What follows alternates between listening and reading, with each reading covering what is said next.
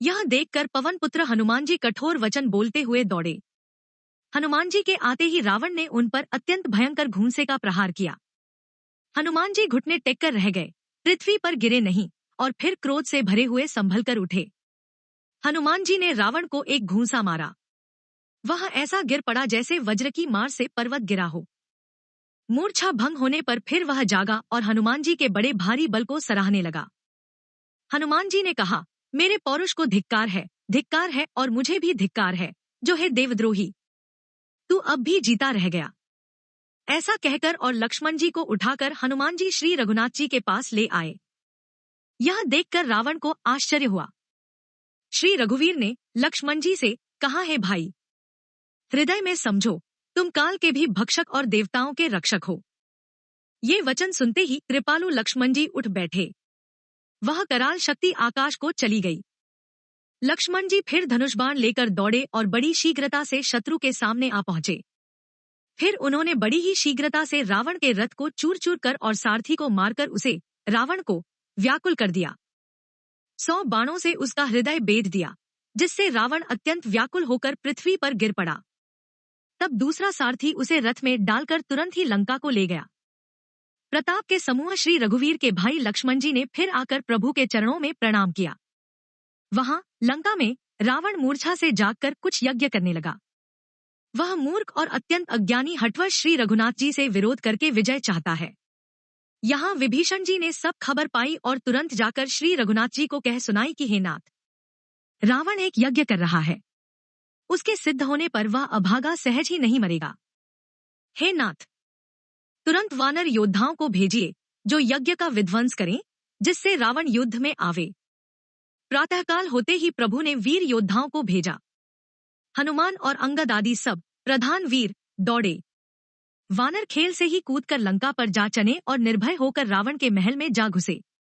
ज्यों ही उसको यज्ञ करते देखा, त्यों ही सब वानरों को बहुत क्रोध हुआ।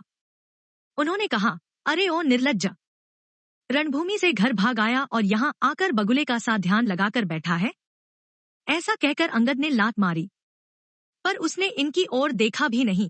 उस दुष्ट का मन स्वार्थ में अनुरक्त था। जब उसने नहीं देखा, तब वानर क्रोध करके उसे दांतों से पकड़कर काटने और लातों से मारने लगे। स्त्रियों को बाल पकड़कर घर से बाहर घसीट लाए। वे अत्यंत ही दीन होकर पुकारने लगी। तब रावण काल के समान क्रोधित होकर उठा और वानरों को पैर पकड़कर पटकने लगा। इसी बीच में वानरों ने यज्ञ विध्वंस कर डाला। यह देखकर वह मन में हारने लगा, निराश होने लगा। यज्ञ विध्वंस करके सब चतुर वानर रघुनाथ जी के पास आ गए। तब रावण जीने की आश छोड़कर क्रोधित होकर चला। चलते समय अत्यंत भयंकर अमंगल, अपशकुन होने लगे। गीत उड़कर उसके सिरों पर बैठने लगे, किंतु वह काल के वश था, इससे किसी भी अपशकुन को नहीं मानता था। उसने कहा, युद्ध का डंका बजाओ। निशाचरों की अपार सेना चली। उसमें बहुत से हाथी, रथ, घुड़सवार और पैदल हैं। वे दुष्ट प्रभु के सामने कैसे दौड़े, जैसे पतंगों के समूह अग्नि की ओर जलने के लिए दौड़ते हैं। इधर देवताओं ने स्तुति की कि हे श्री राम जी, इसने हमको दारुण दुख दिए हैं, अब आप इसे अधिक न खिलाइए। जानकी जी बहुत ही दुखी हो रही हैं। देवताओं के वचन सुनकर प्रभु मुस्कुराए। फिर श्री रघुवीर ने उठकर बाण सुधारे। मस्तक पर जटाओं के जूड़े को कसकर बांधे हुए हैं। उसके बीच बीच में पुष्प गूंथे हुए शोभित हो रहे हैं। लाल नेत्र और मेघ के समान श्याम शरीर वाले और संपूर्ण लोगों के नेत्रों को आनंद देने वाले हैं। प्रभु ने कमर में फेंटा तथा तरकस कस लिया और हाथ में कठोर शार्गण धनुष ले लिया। प्रभु ने हाथ में शार्गण धनुष लेकर कमर में बाणों की खान, अक्षय, सुंदर तरकस कस लिया। उनके भुजदंड पुष्ट है और मनोहर चौड़ी छाती पर ब्राह्मण भृगुजी के चरण का चिन्ह शोभित है। तुलसीदास जी कहते हैं, ज्यों ही प्रभु धनुष बाण हाथ में लेकर फिराने लगे, त्यों ही ब्रह्मांड, दिशाओं के हाथी, कच्छप, शेष जी, पृथ्वी, समुद्र और पर्वत सभी डगमगा उठे। भगवान की शोभा देखकर देवता हर्षित होकर फूलों की अपार वर्षा करने लगे और शोभा, शक्ति और गुणों के धाम करुणा निधान प्रभु की जय हो, जय हो, जय हो, ऐसा पुकारने लगे। इसी बीच में निशाचरों की अत्यंत घनी सेना कसमसाती हुई, आपस में टकराती हुई आई। उसे देखकर वानर योद्धा इस प्रकार उसके सामने चले जैसे प्रलयकाल के बादलों के समूह हों। बहुत से कृपाल और तलवारें चमक रही हैं, मानो दसों दिशाओं में बिजलियां चमक रही हों।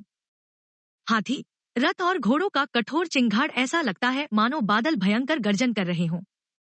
वानरों की बहुत सी पूंछें आकाश में छाई हुई हैं। वे ऐसी शोभा दे रही हैं मानो सुंदर इंद्रधनुष उदय हुए हों। धूल ऐसी उठ रही है मानो जल की धारा हो। बाण रूपी बूंदों की अपार वृष्टि हुई। दोनों ओर से योद्धा पर्वतों का प्रहार करते हैं, मानो बारंबार वज्रपात हो रहा हो। श्री रघुनाथ जी ने क्रोध करके बाणों की झड़ी लगा दी, जिससे राक्षसों की सेना घायल हो गई।